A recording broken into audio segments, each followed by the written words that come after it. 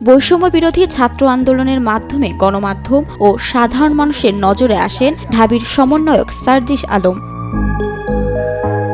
পঞ্চগড়ে জন্ম নেওয়া সার্জিস আলম বর্তমানে ঢাকার বাসিন্দা। 2017 সালে ঢাকা বিশ্ববিদ্যালয়ের প্রাণিবিদ্যা বিভাগে ভর্তি হন তিনি। বিশ্ববিদ্যালয়ের হলে উঠতে রাজনীতিতে নাম লেখান সার্জিস।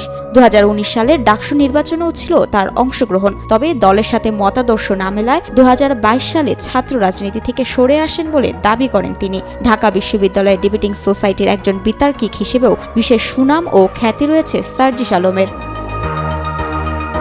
তবে সম্প্রতি সমালোচনার মুখে পড়েছিলেন সার্জিস। ছাত্রলীগের রাজনীতির সঙ্গে সম্পর্কিত কোটা সংস্কার আন্দোলনের অন্যতম সমন্বয়ক সার্জিস আলমের বেশ কিছু ছবি ভাইরাল হয়। সেসব ছবির মধ্যে একটি ছবিতে ছাত্রলীগের সভাপতি সাদ্দাম হোসেনের পাশে দাঁড়িয়ে কোনো এক অনুষ্ঠানের বক্তব্য দিতে দেখা যায় তাকে।